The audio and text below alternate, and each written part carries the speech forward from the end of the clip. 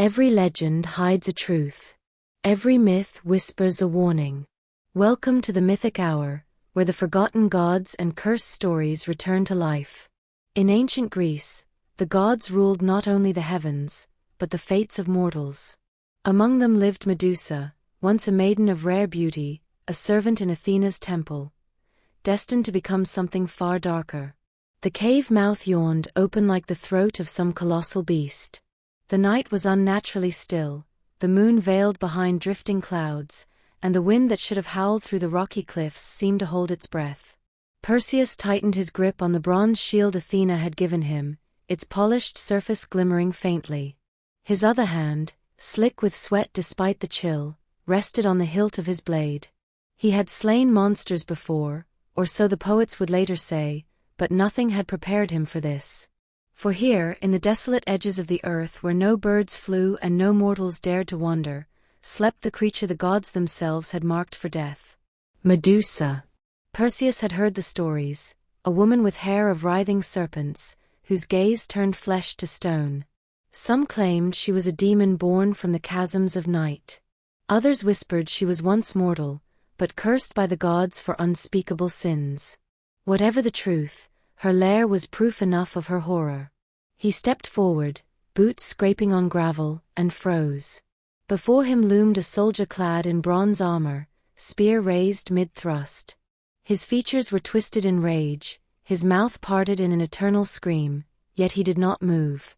The man was not alive but carved from stone, every detail so perfect Perseus could see the veins in his neck, the creases at the corners of his eyes. Statue. Victim. All around him, the cave floor was littered with such figures: warriors, hunters, thieves, each one frozen in the instant of terror, a silent army of the dead. Their eyes stared outward in perpetual shock, locked on the last thing they had ever seen. Perseus swallowed hard. The torch in his hands sputtered, its flame throwing long shadows on the cavern walls. In the darkness, something shifted.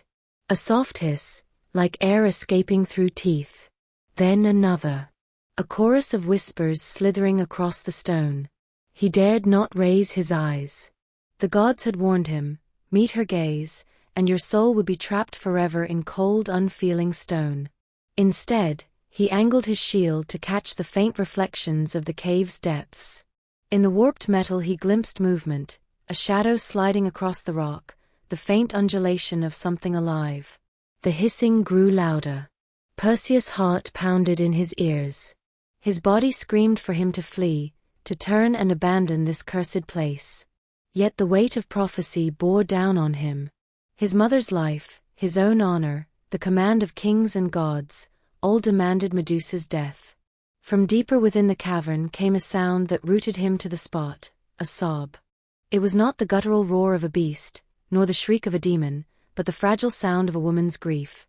Soft, broken, human. Perseus faltered. His grip slackened on the sword.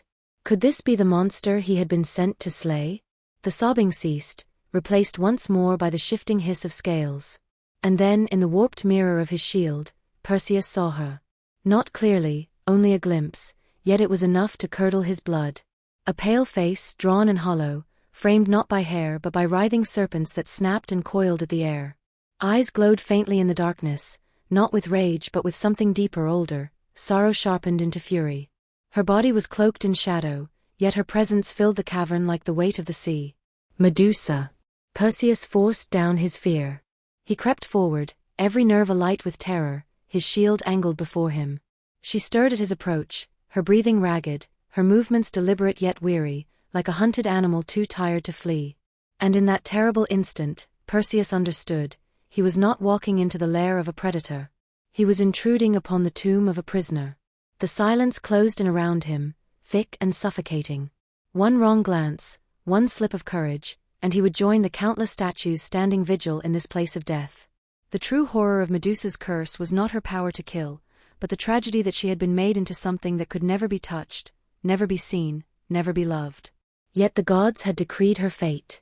And Perseus, trembling with dread, raised his sword. Long before her name was whispered with dread, before men carried shields to hide from her eyes, Medusa was a girl of flesh and blood. She had not been born a monster. She was mortal, unlike her two sisters, Stheno and Euryale, who were ancient and undying. While they carried the ageless strength of the Gorgons, Medusa alone was fragile, fleeting. Her hair was black as a raven's wing, her skin pale as marble, and her eyes so piercingly bright that poets struggled to capture their hue.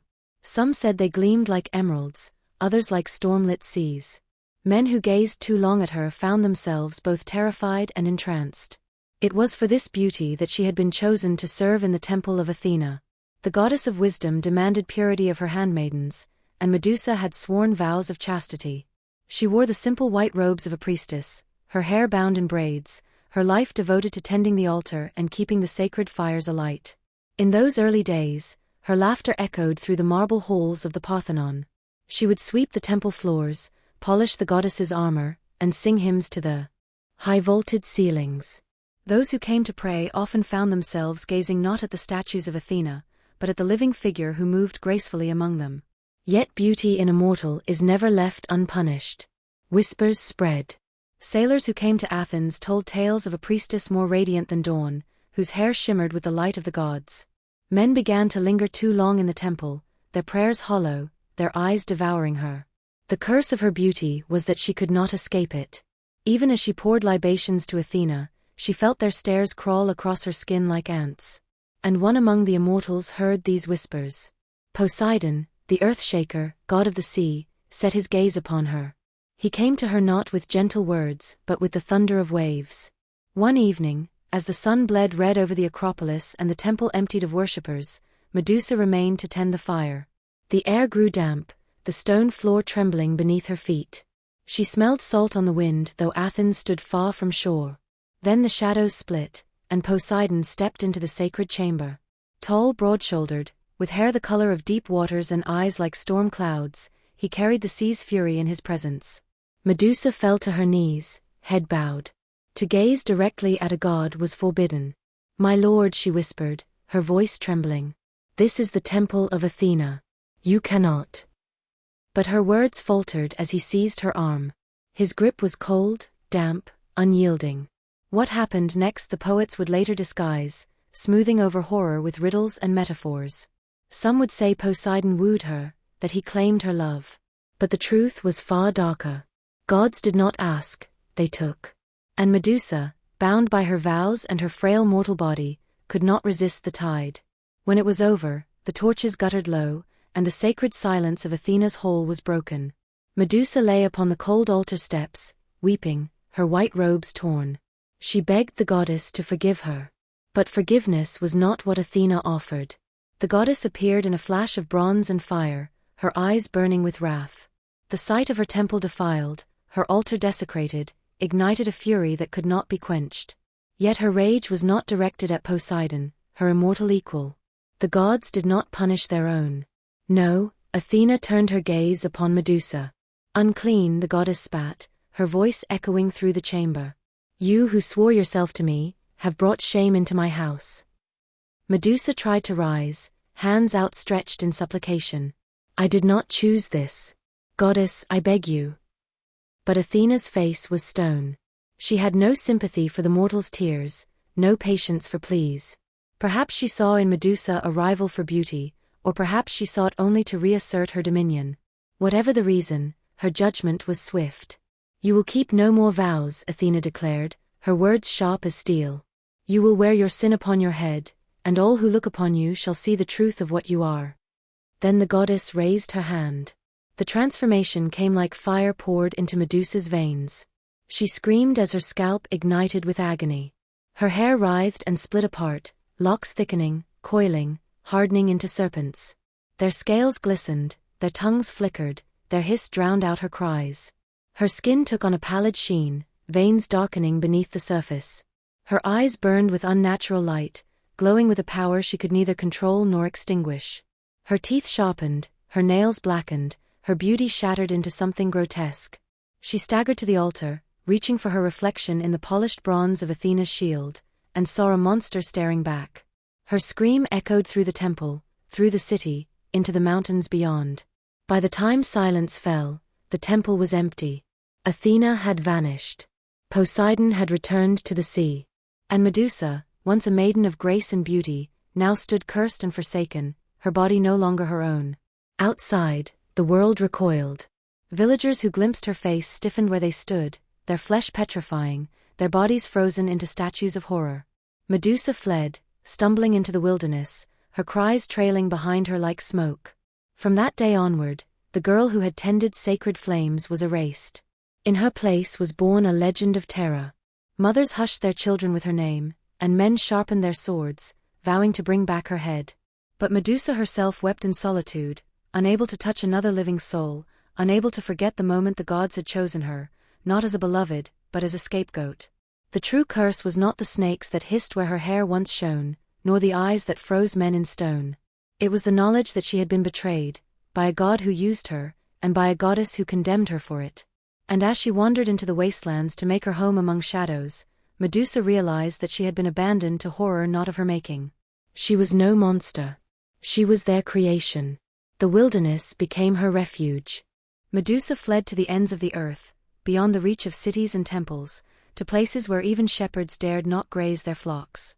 She wandered through forests where the trees grew thick and gnarled, their branches clawing at the sky.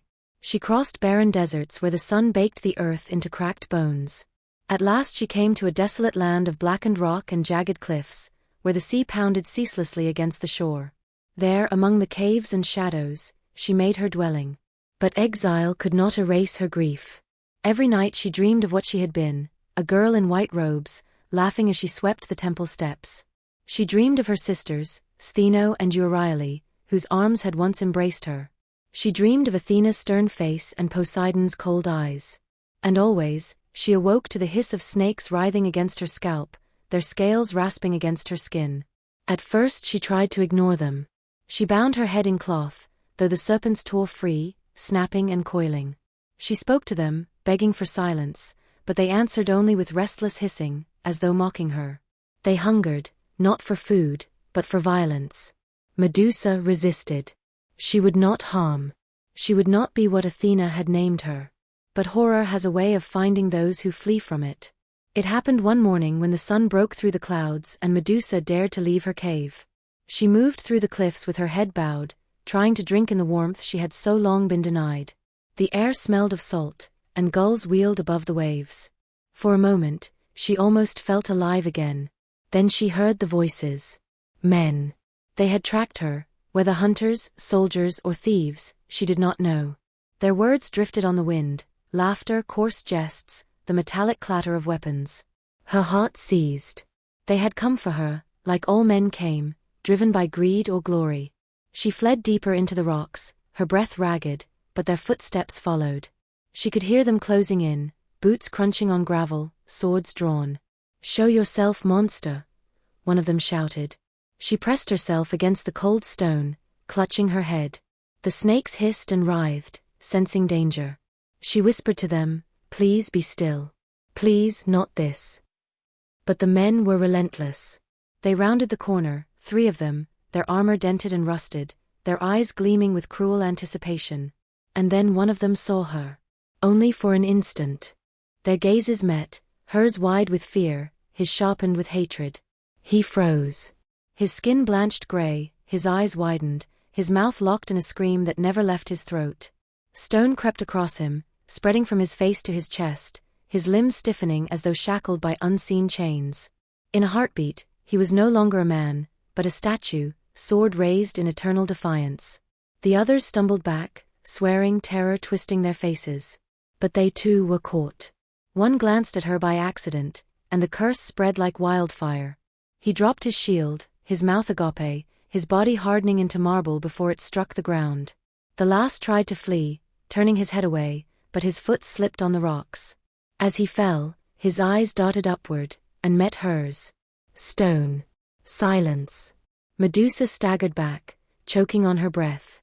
3 men stood before her, lifeless and perfect, their forms captured in the throes of death. She stumbled to one of them and reached out, trembling. His skin was smooth and cold beneath her fingertips, every line of his face preserved as though by some sculptor's hand. "No," her voice cracked. "No, no, no." Her stomach heaved. She retched onto the stones, her body racked with sobs. The snakes hissed triumphantly, as though pleased with what had been done. From that day, Medusa learned to hide her eyes. She wandered only at night, keeping her gaze fixed on the ground. Yet no matter how she tried, death followed her. A shepherd strayed too near her cave, searching for a lost lamb. A thief sought treasure in the darkness. A fisherman, carried by storm, beached his boat upon her shore.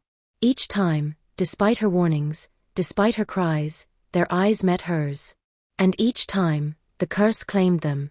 Her cave filled with statues.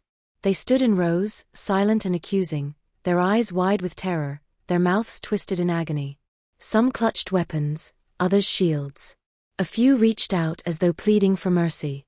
Medusa wept for each of them, her tears staining the stone, but none returned to flesh. Soon the cave became a mausoleum. She no longer dared to touch the walls, for every corner was haunted by frozen faces. Their silence pressed upon her like a weight. At night she dreamed of them walking, speaking, their voices demanding, "Why did you kill us? Why did you curse us?" But it was not she who cursed them. It was Athena. It was Poseidon. It was the gods who had made her into this. Medusa began to wonder if perhaps she was already dead, trapped in some nightmare realm between flesh and stone. Her sisters, Stheno and Euryale, sought her out there. Immortal forms unbroken by time. They found her weeping among the statues and tried to comfort her, but she pushed them away. "Go," she begged. "I will kill you too. Leave me before I damn you as I have damned them." But they would not go. They lingered in the shadows, watching over her as best they could, though they too feared the power in her gaze. Even her sisters could not meet her eyes. And so Medusa lived half blind, half mad, her hands stained with tears and blood she had never meant to spill.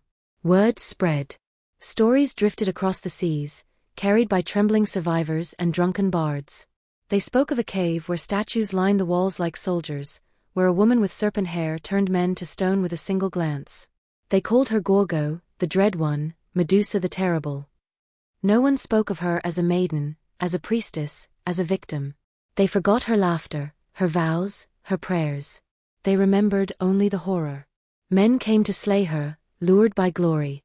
They came with shields polished like mirrors, with nets, with spears. None returned. And Medusa, sitting among her statues, realized that the gods had given her no escape. She could not die by her own hand, for even death seemed to recoil from her. She could not live among mortals, for her gaze destroyed them. She was a prisoner in her own body, a monster crafted by divine cruelty. Her heart hardened. She no longer begged for forgiveness. She no longer pleaded for mercy. If the world would call her monster, then monster she would be. Her sobs became silence. Her fear became fury. The snakes upon her head hissed not with hunger, but with rage. And in the cave where statues stood like mourners at a funeral, Medusa's legend rose. She was no longer a girl. She was no longer a victim. She was horror incarnate. The cave became her world. At first it was merely shelter, a hollow in the black cliffs where sea spray could not reach and the wind could not howl her to madness. But over the years, it grew into something more, a tomb, a labyrinth, a reflection of her own unraveling mind. The air inside was damp and heavy, carrying the scent of salt and decay. Water dripped ceaselessly from the ceiling, echoing like slow, deliberate footsteps. Moss clung to the walls in pale patches, and cracks in the stone revealed veins of glistening minerals that shimmered faintly, like eyes watching from the dark. Yet it was not the cave's natural features that gave it its terror. It was what filled it. Statues. They lined the entrance like sentinels, frozen in mid-stride, weapons raised against a foe they had never struck. Their expressions varied, rage, despair, terror, resignation, but all were captured in the instant of doom. Deeper within, they clustered in groups, forming a grotesque court of stone. Some knelt, hands raised in supplication. Others sprawled on the ground where they had fallen. A few huddled together, as though seeking protection that never came. The further one ventured, the denser the ranks of the petrified became. Medusa lived among them as though among ghosts. She had long ceased to weep for each one individually, there were too many. Instead, they became her companions in silence. She would sit for hours, speaking to them in whispers, her words echoing through the cavern. "Do you hate me?" she would ask a soldier with his sword raised. "Do you still feel?" she would murmur to a mother clutching her child. Do you remember who you were? She whispered to a youth whose face was forever frozen in awe. The statues gave no reply, but in the stillness she sometimes imagined she heard voices, faint, mocking, mournful. She wondered if their souls were trapped within, if their spirits lingered, condemned to stare forever from stone eyes. Sometimes she screamed at them, cursing them for daring to seek her out, for forcing her to spill blood she never wished to spill. Other times she cradled them, stroking their cold cheeks, weeping apologies into their unhearing ears. To intruders, the cave was a place of nightmares. Even the bravest warriors trembled upon its threshold, for the silence there was unnatural. No insects chirped. No bats stirred. No breeze touched the stone. It was as though time itself held its breath. When a man entered, his footsteps echoed too loudly, betraying his presence to whatever lurked in the shadows. His torchlight would fall upon the faces of the petrified, each one startling in its realism. The glimmer of sweat upon a brow. The grain of fabric in a tunic. The fine hairs along an arm. These were not works of mortal sculptors, they were the remnants of men and women whose lives had ended in a single glance. The deeper he ventured, the more oppressive the silence became. Some swore they heard whispers, soft and sibilant, like snakes slithering through dry grass. Others claimed the statue's eyes followed them, accusing, warning. And then would come the sound, the faint scrape of scales across stone, the rustle of serpents shifting, the sharp hiss that cut through the silence like a blade. Fear would seize him then, cold and choking. For he knew he was not alone. Within this mausoleum, Medusa herself dwindled. She seldom slept. Dreams tormented her with visions of the girl she once had been, the laughter she had lost, the betrayal that had damned her. Awake, she prowled her cave like a caged animal, her serpents restless, her body aching with loneliness. Once, she had prayed. She had fallen to her knees before the altar she made of stones, begging Athena to lift the curse, pleading for even a moment of mercy. But her prayers fell into silence. The goddess never answered. So she stopped praying. Her rage festered. She began to curse the gods with every breath, spitting venom at their names. She cursed Athena for her cruelty, Poseidon for his violation, Zeus for his silence, Hades for refusing her death. Each curse seemed to make her serpents hiss louder, their eyes gleaming brighter. The world had made her a monster, so she embraced monstrosity. If they came to kill her, she would kill them first. If they called her horror, she would show them true horror. From time to time, men still came. Kings sent mercenaries, desperate youths sought glory, thieves hoped for treasure. All met the same fate. Some tried to avoid her gaze, holding polished shields before them. But the moment their nerves faltered, the moment their eyes slipped to her face, the curse struck. Their weapons clattered uselessly to the floor, and another statue joined her growing collection. Others came with clever devices, nets to blind her, mirrors to trick her, even blindfolds to shield themselves. None succeeded. Her serpents struck with lethal precision, their fangs sinking deep. Her claws tore through flesh as easily as cloth. She learned to move silently, to let fear undo them before she did. The cave, once merely a shelter, became a fortress. The statues were her walls, her guardians. No man could cross their ranks without trembling. And Medusa, cloaked in shadow, learned to use terror as her weapon. Still, when the blood cooled and the echoes faded, she returned to silence. To loneliness. To the endless company of stone. It was said that her cave was alive. Travelers swore the statues shifted when no one watched. Some claimed to see tears glistening on stone cheeks. Others insisted they heard faint cries carried on the sea wind. And in truth, the cave was haunted, not by ghosts, but by Medusa's grief. Her sorrow stained the air as surely as salt. Her fury burned into the stone as deeply as fire. Those who entered carried the memory with them, if they lived to leave. They described the lair as a place where hope withered, where courage shriveled, where even time seemed to decay. But none described Medusa as she truly was. They spoke of her as a beast, a nightmare, a thing of scales and fangs. They never saw the hollow eyes, the trembling hands, the heart that beat still human beneath the horror. For to see her truly was to risk death. And so the monster's lair stood eternal, a cave of stone and silence, a prison built not by walls, but by the curse of the gods. Yet beyond the horizon, change stirred. Rumors reached a young man, Perseus, son of Zeus, armed with gifts from the gods. Unlike the others, He did not come for greed or folly, but by divine command. His quest was no mere hunt, it was destiny. And in the darkness of her lair, Medusa's serpent stirred restlessly, sensing the approach of the one who would end her. She did not know his name. She did not know the prophecy that bound them. She only knew that the silence of her cave was about to be broken. Perseus did not set out to slay a monster. He was a boy when fate began to coil its threads around him. His mother, Danae, had been locked in a bronze chamber by her father, who feared a prophecy that her son would bring his death. Yet Zeus, master of thunder, had descended in a shower of golden light, and from that union Perseus was born. From the moment of his birth, he was marked by destiny. But destiny is often shaped by the hands of men. When Perseus had grown into youth, broad-shouldered, strong of limb, his eyes burning with courage, his mother caught the unwanted attention of King Polydectes. The king desired Danae, but Perseus stood in his way. Too proud, too protective, he would not allow his mother to be forced into the king's arms. So Polydectes devised a plan. He held a great feast and demanded that every man bring him a gift. When Perseus arrived empty-handed, the king sneered before all. "If you have nothing fit for a king," he said, "then bring me the head of Medusa, that cursed Gorgon who dwells at the world's end." The whole fell silent. All knew the name. All knew the horror. To demand such a task was to send a man to his death. But Perseus, proud and unwilling to be shamed, accepted. "I will bring it," he swore, "or die in the attempt." The king smiled, satisfied. And so a quest was born, not of glory but of malice. Not of choice, but of manipulation. Yet Perseus was not abandoned. The Olympians had their own designs. Athena, who had cursed Medusa, whispered in his dreams. She placed in his hands a polished shield of bronze, its surface gleaming like still water. "Do not meet her eyes," she warned. "Use this to see her as a reflection, and her gaze will not touch you." Hermes, swift and cunning, lent him winged sandals that bore him aloft on the wind. He gave him also a curved blade, sharp as the crescent moon, forged by the gods themselves.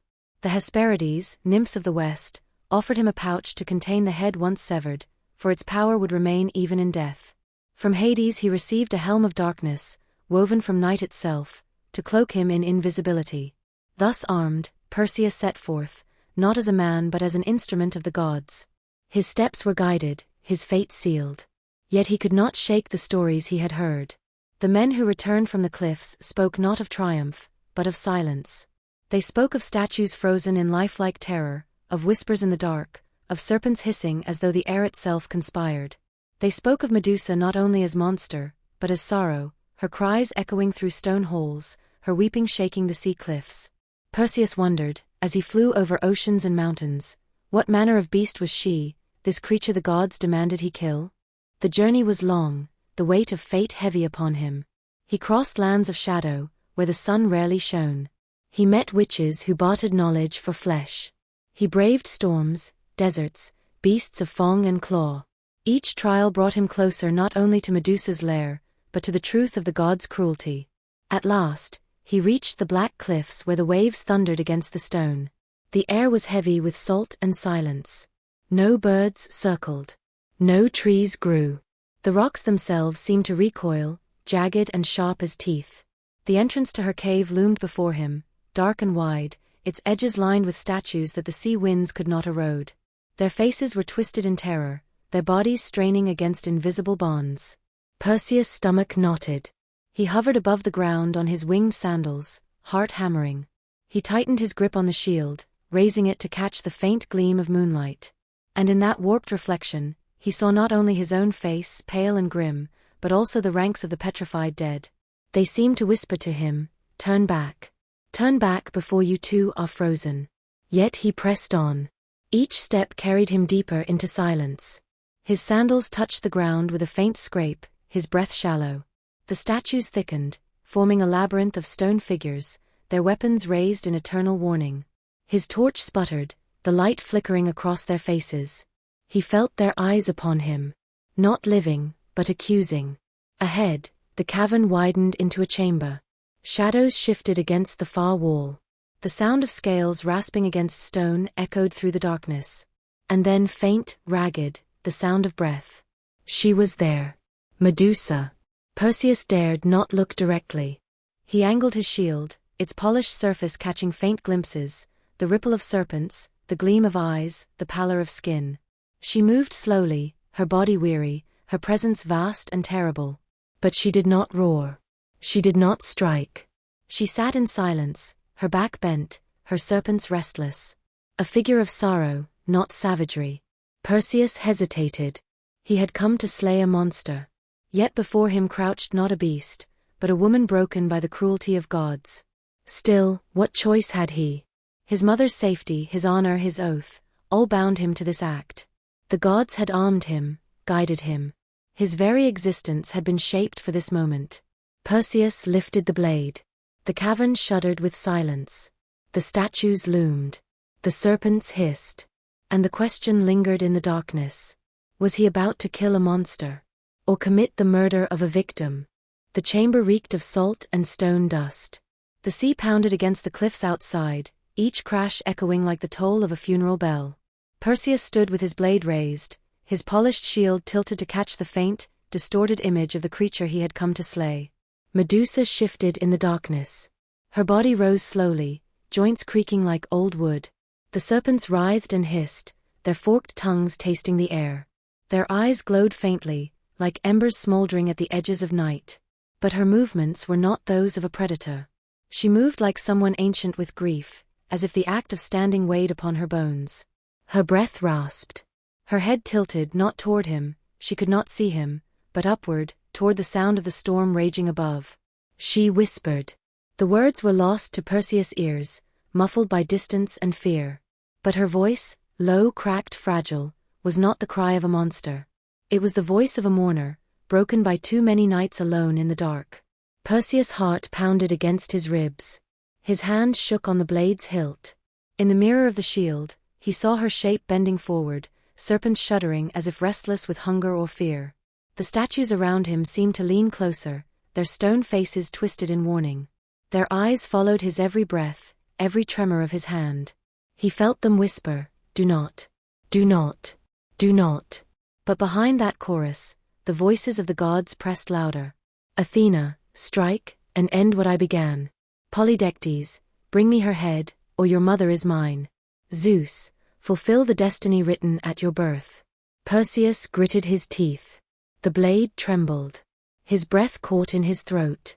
And then, Medusa turned. Her reflection filled the shield. Her skin was pale, stretched thin over sharp bones, cracked and scarred by years of exile. Her lips were dry, her teeth gritted in pain. But it was her eyes, oh gods, her eyes, that seized him. They burned like green fire, sorrow wrapped in rage, grief made flesh. The gaze of someone who had been wronged, cursed, stripped of life. A gaze that did not choose to kill, but could do nothing else. The serpents hissed and struck at the air, their bodies a storm of scales. Perseus' blood turned to ice. His vision swam. The shield seemed to pulse, the reflection twisting, pulling at him, threatening to drag his soul into stone. He staggered. Sweat slicked his palms. His breath grew shallow. And in that moment of horror, he saw the truth. Medusa was not lunging. She was not reaching for him. She was kneeling. Her arms lowered. Her body hunched forward. The serpents coiled protectively, as if shielding her from the inevitable blow. Her mouth opened, and a final word slipped into the cavern air. A plea. A name. A curse. Perseus would never know which. He roared, not with triumph, but with fear. His arm swung downward, the blade flashing in the reflection. The sound was wet and final. The body convulsed once, serpents thrashing wildly, their hissing a scream of fury and despair. Blood sprayed against the cavern walls, dark and steaming. It reeked of iron, salt, and something far older. Her head fell to the stone floor with a hollow thud, snakes still writhing, eyes still burning. The silence that followed was deeper than any before. Perseus staggered back, the shield trembling in his grip. His breath came in ragged gasps, his heart pounding.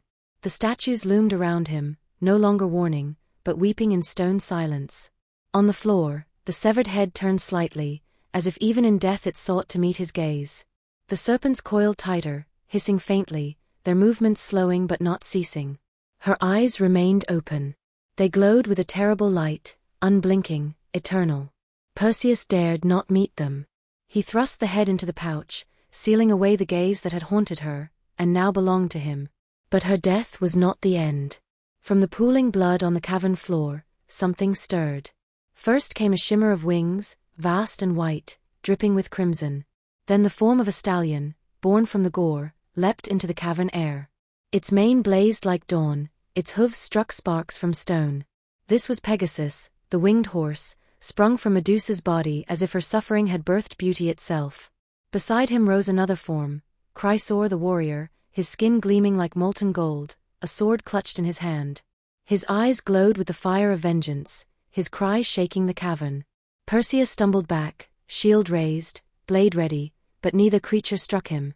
They turned instead to the headless body of their mother, bowed low, and vanished into the storm outside. The cave grew still once more. Only the drip of blood remained, pattering against stone like a slow, eternal clock. Perseus stood trembling, the pouch heavy at his side. He had done it. He had slain the Gorgon. He had completed the impossible. But there was no triumph in him. No shout of victory. Only dread. He looked around the cavern, at the frozen warriors, the statues of men who had come before him. Their faces were locked in horror, yet now, they seemed to look at him not with fear, but with accusation. He felt the weight of the gods pressing down on his shoulders. He had killed not just a monster, but a woman cursed. A victim cast into darkness, silenced by cruelty, transformed into a weapon against her will. And now, he carried her head as his own weapon, bound to her even in death. Perseus fled the cavern, the storm howling in his ears. But behind him, the silence lingered. Medusa was dead. And the world would never again hear her voice. The cavern was silent.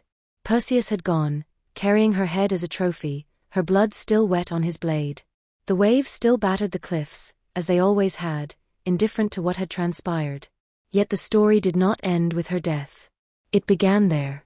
For Medusa was more than a monster slain. She was a symbol. A mirror. A truth too terrifying for her own age, and perhaps for ours. Before the snakes, before the petrifying gaze, Medusa was mortal. Unlike her sisters Theno and Euryale, who were born as monsters, Medusa was once human. A woman of beauty, with hair that shimmered like silk and eyes that drew men to ruin, not because she chose it, but because desire in men so often transforms into danger for women. Her life changed not by her own hand, but by violation. Some tell it was Poseidon who forced himself upon her in Athena's temple. Others say it was an affair of passion, though in Greek myth, passion and violence were often the same word. Either way, the sacred temple was defiled, not by Medusa, but by the god who sought her. Athena's reaction was not vengeance upon the violator, but punishment of the violated. She cursed Medusa, twisting beauty into horror, making her very body a weapon against intimacy, against love, against life itself. Here lies the first truth. Medusa was not made a monster because she sinned. She was made a monster because she was sinned against. What does it mean to be cursed for surviving? Medusa's body became her prison. Her hair writhed with serpents, symbols of danger, of sexuality, of primal fear. Her gaze turned men to stone, an image so potent it still chills the blood. Yet beneath that power was loneliness, grief, and endless exile. Every face she saw hardened into lifeless stone. Every cry for help turned into silence. Every touch, every possible love, ended in death. This horror was not of her choosing. It was thrust upon her by divine judgment, by the whims of gods who did not care for mortal justice. Medusa, then, is the embodiment of victimhood weaponized. She is what happens when a woman's pain is not soothed but sharpened into something that terrifies men. Why did Medusa terrify the Greeks so deeply? Because she was the embodiment of their fear, the fear of female anger, female autonomy, female sexuality unbound by patriarchal control. Her gaze turned men to stone, not merely their bodies, but their power, their dominance. To meet her eyes was to be undone, rendered inert, stripped of masculine agency. In her myth, we see the pattern. Men desired her when she was beautiful, but when her beauty became dangerous, she was condemned as monstrous. Her story became a warning to women: remain pure, remain silent, remain obedient, or risk becoming something feared and destroyed. Medusa's monstrous form was less about snakes and more about silencing. She was horror made flesh, because horror is what society projects onto women who step beyond its control. The role of Athena, goddess of wisdom and war, complicates the tale.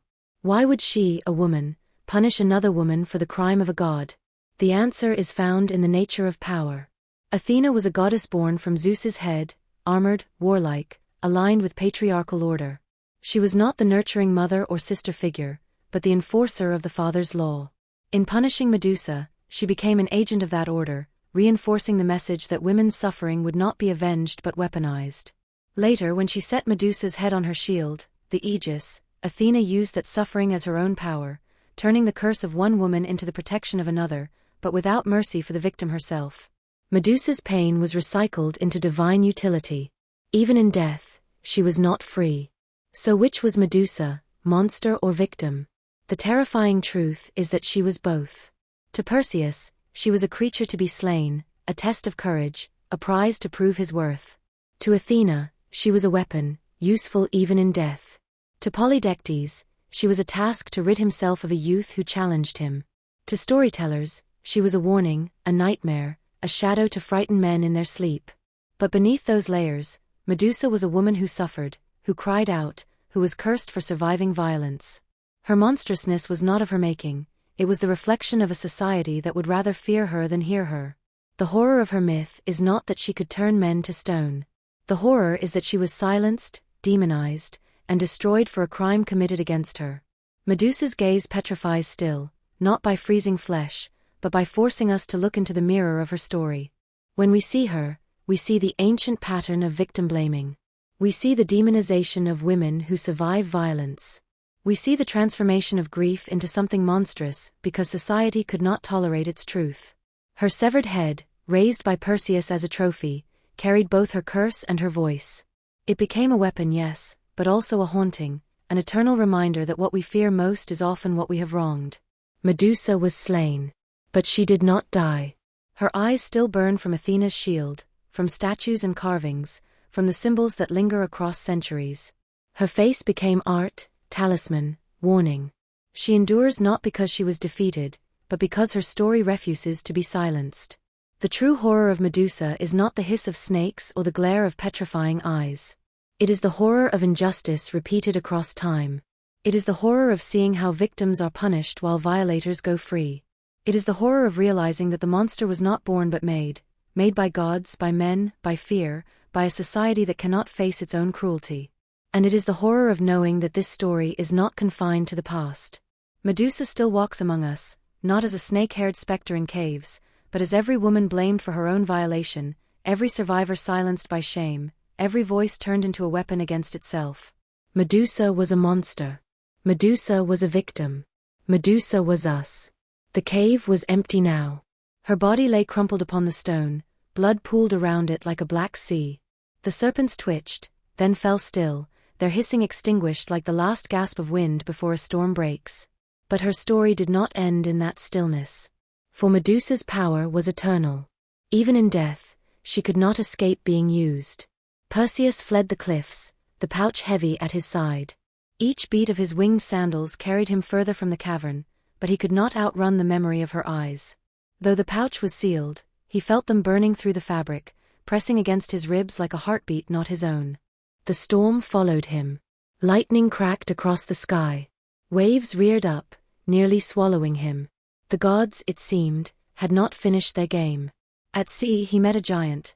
Polydectes had not told him of that trial, but when the creature rose from the waves, its roar splitting the heavens, Perseus drew out the head. The pouch quivered in his hands. The serpents hissed, though they had been severed from their body. And when he pulled the head free, the monster of the deep froze mid-roar, its body calcifying, sinking back into the ocean as stone. Perseus had his weapon. But each time he used it, the shame burned deeper. For he knew, this was no blade forged by his own strength, no victory won by his own courage. His triumphs came from the gaze of a woman he had slain in her sleep. Her silence had become his voice. Her curse had become his shield. Later, Perseus came upon a maiden chained to a rock, Andromeda, offered as sacrifice to a sea beast. Her skin gleamed pale beneath the moonlight, her eyes wide with terror. The waves rose high, and the beast came snarling from the depths. Perseus might have fought with sword and skill. But instead, again, he reached for the head. The pouch split open. The serpents writhed, hissing. The beast met Medusa's gaze and froze, its body solidifying into an eternal monument of terror and stone. The people cheered. They hailed Perseus as hero, savior, liberator. But none gave thought to the woman behind the head, the one who was never saved, only slain. Andromeda was freed. Perseus gained his bride. His legend swelled. Yet still, the weight of the pouch dragged at his side. A reminder that every step of his glory was paved with the silenced voice of Medusa. At last, Perseus returned to the island of Seriphos, where King Polydectes awaited. The tyrant who had sent him to his doom still lusted for Danae, Perseus' mother, and mocked her in his absence. The court jeered when Perseus entered. The king sneered. "Have you brought me what I asked, boy? Or are you a coward who fled from shadows?" Perseus' eyes darkened. He drew forth the head, still dripping with the ichor of gods. The court froze. The king's smirk withered into horror. His limbs stiffened, his body calcified. His eyes, once full of cruelty and desire, hardened into stone. One by one, the courtiers followed, their laughter cut short, their flesh gray and still. In an instant, the tyrant's hall became a mausoleum. Danae wept, not with sorrow, but relief. The monster who had haunted her was gone. But Perseus could not celebrate.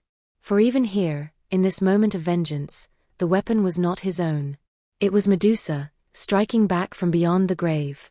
Yet she struck without her will, without her choice. She was still used, her power wielded by others, her silence enforced. When his journeys were done, when his name was sung in every hall, Perseus turned to Athena. To the goddess who had cursed Medusa. To the goddess who had guided his hand. He offered her the head, as tribute, as gift, as symbol of victory. Athena smiled. She affixed it to her shield, the aegis, and carried it into battle. The gaze of Medusa became the weapon of gods, scattering armies, striking fear into titans, terrifying mortals alike. But in this too, Medusa found no rest. Her death was not an end, but an eternity of servitude. She had been cursed in life to be a monster, and cursed in death to remain one, wielded by those who had made her so. Athena bore her face proudly, yet not with compassion. Medusa's power had been stolen, transformed into divine armor, her suffering converted into glory for another. Her head became an icon, a sigil of terror, a weapon of war. And in that transformation, her story was rewritten. No longer the maiden. No longer the victim. Only the monster. Across centuries, Medusa's head spread across shields, temples, coins, and art. The Gorgonian, her severed face, was stamped upon armor to frighten enemies, carved into doorways to ward off evil, painted upon pottery to protect homes.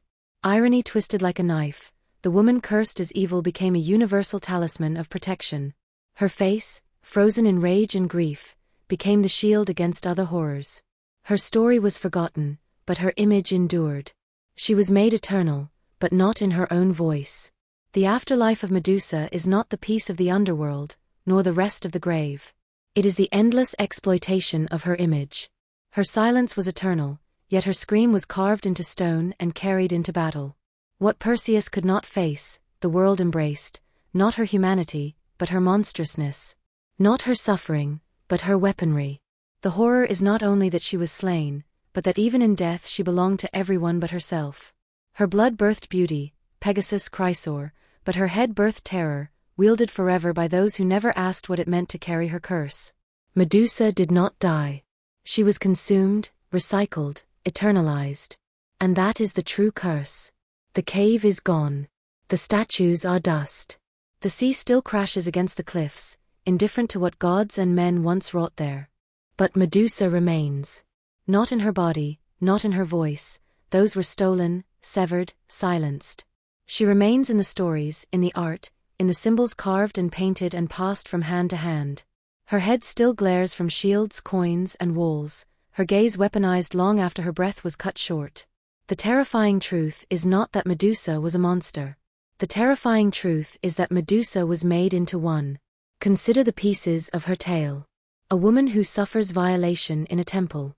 A goddess who punishes the victim instead of the violator.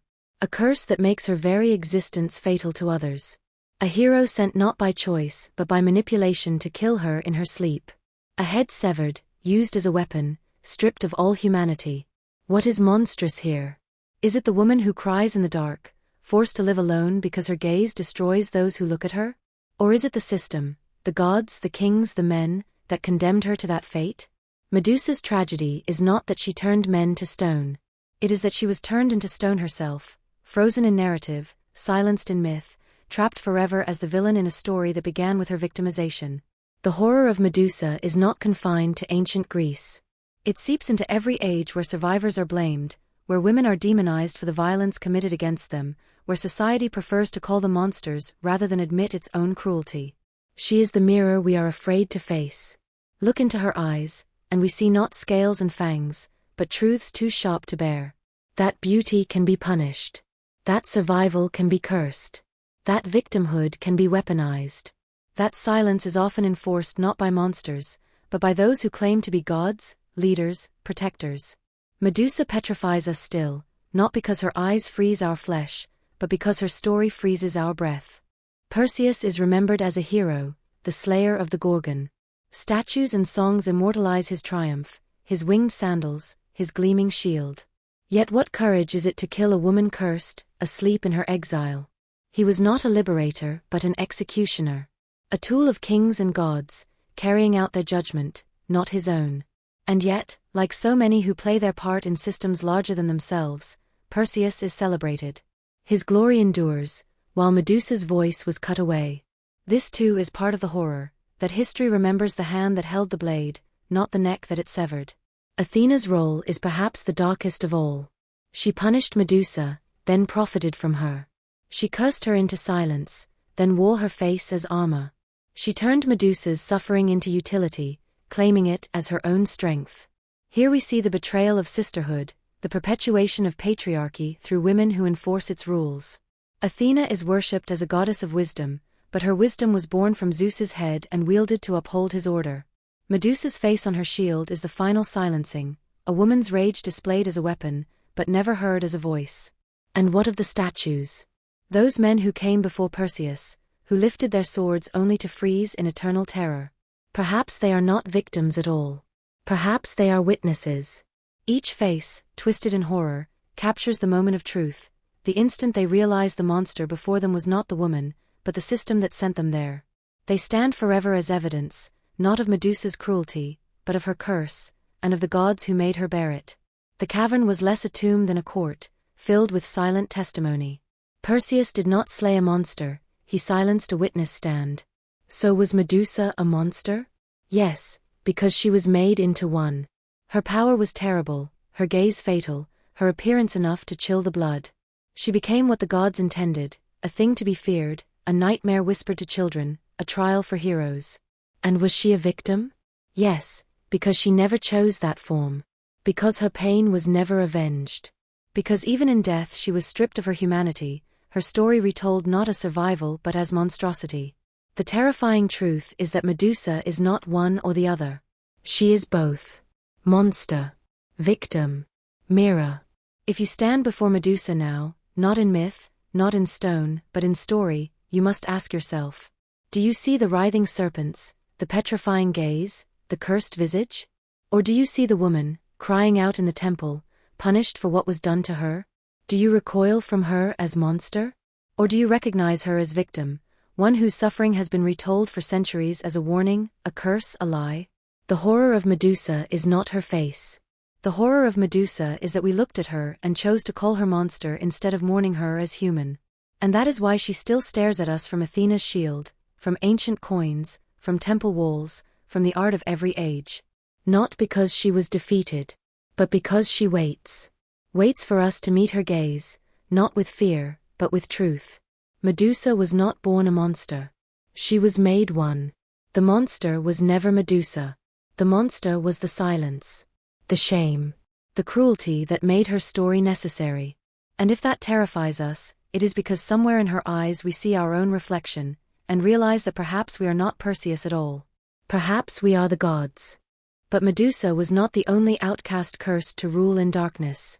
In the frozen north, another figure awaited, a goddess with a half-rotting face, who ruled the land of the dead. Her name was Hel. And her story is even darker. If the myths still haunt you, subscribe for more tales that were never meant to be forgotten.